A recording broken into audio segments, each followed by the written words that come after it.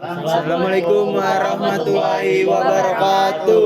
Perkenalkan, kami dari kelompok 9. Kali ini kami ingin mempresentasikan tentang karya ilmiah kami yang berjudul Pengembangan Sistem E-Learning Interaktif untuk Mendukung Pembelajaran Mahasiswa. Nah, sebelum kita memulai presentasi kali ini, izinkan kami untuk memperkenalkan diri terlebih dahulu. Perkenalkan, nama saya Faisal Binaya. Nama saya Ilham Kurniawan. Nama saya Wulandari Dipa. Nama saya Rika Siti Haliza. Mari kita mulai. Oke, mari kita mulai dengan abstraksi terlebih dahulu. Oke, kita mulai dari latar belakangnya, yaitu perkembangan teknologi informasi mendorong kebutuhan akan pembelajaran fleksibel di perguruan tinggi.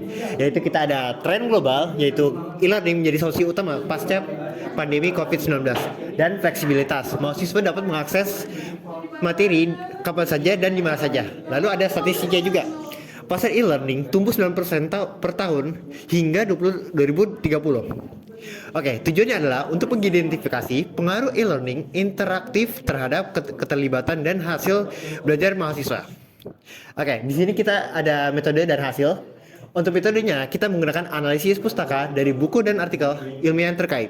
Lalu untuk hasilnya, kita akan fitur interaktif meningkatkan motivasi dan hasil belajar mahasiswa. Oke, kita lanjut dengan pendahuluan. Kemudian pendahuluan. Nah, pendahuluan itu ada transformasi digital yang dimana pendidikan tinggi beradaptasi dengan teknologi digital. Kemudian ada tantangan yang dimana tantangannya itu meningkatkan keterlibatan mahasiswa dalam pembelajaran daring. Kemudian ada solusi dimana solusinya itu adalah integrasi elemen interaktif seperti forum diskusi, quiz online, dan video pembelajaran. Kemudian ada batasan masalah, yang dimana itu berfokus pada pengembangan sistem e-learning yang mengintegrasikan forum diskusi, kuis, dan multimedia. Kemudian itu ada tujuan yang dimana meningkatkan keterlibatan dan hasil belajar mahasiswa. Lalu di sini ada rumusan masalah. Yang pertama itu ada bagaimana kuis dan diskusi online meningkatkan motivasi mahasiswa. Kemudian apakah format media seperti video, teks, dan audio itu meningkatkan pemahaman mahasiswa. Lalu yang terakhir ada bagaimana pengaruh fitur interaktif terhadap hasil belajar di berbagai jurusan. Lalu dilanjutkan dengan tujuan. Ya, kali ini kita bahas yaitu tujuannya. Nah, tujuan dari penelitian kali ini kita ingin mengidentifikasi elemen interaktif yang efektif.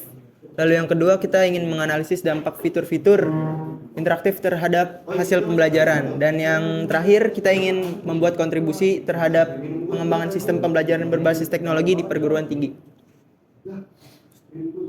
Nah, metode penelitiannya kali ini kita menggunakan pendekatan yaitu kajian pustaka. Dari sumber utama yang kita cari ada dua, yaitu The Theory and Practice of Online Learning, karya dari Anderson.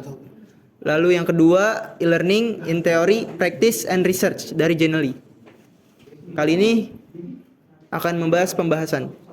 Ya, selanjutnya ada pembahasan konsep e-learning interaktif, sistem yang melibatkan interaksi aktif mahasiswa, konten, dan instruktur untuk meningkatkan keterlibatan dan pemahaman materi. Nah, di sini ada elemen-elemen pentingnya. Yang pertama itu ada interaksi mahasiswa dengan materi, yaitu melalui video kuis dan simulasi interaktif yang memungkinkan mahasiswa belajar secara mandiri dan mendalam.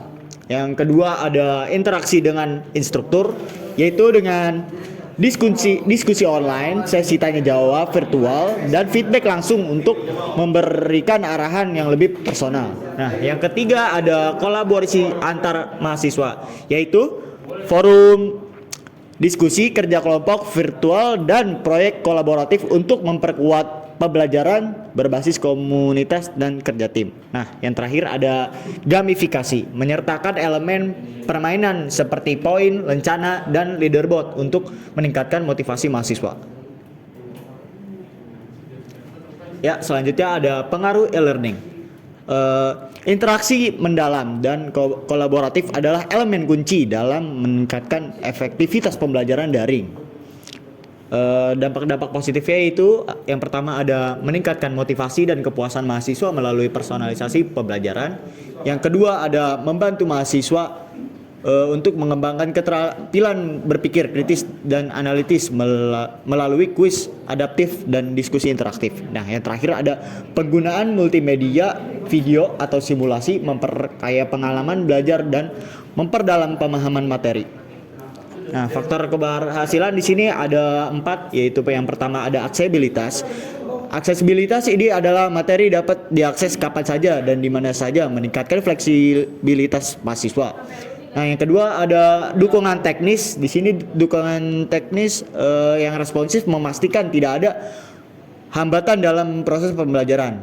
Yang ketiga ada mobile learning, yaitu materi dapat diakses melalui berbagai perangkat, meningkatkan fleksibilitas dan kenyamanan belajar. Nah, yang terakhir ada kostumisasi mahasiswa, dapat memilih jalur pembelajaran sesuai dengan kebutuhan dan kemampuan mereka, memperkuat pendekatan personal.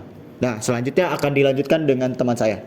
Oke, sekarang yaitu analisis dan penerapan. Di sini ada 4 poin, yaitu ada user centered design atau UCD, lalu kuis interaktif, forum diskusi, dan yang terakhir learning pad. Jadi yang pertama UCD adalah kita fokus pada desain yang berpusat pada mahasiswa. Lalu yang kedua ada kuis interaktif.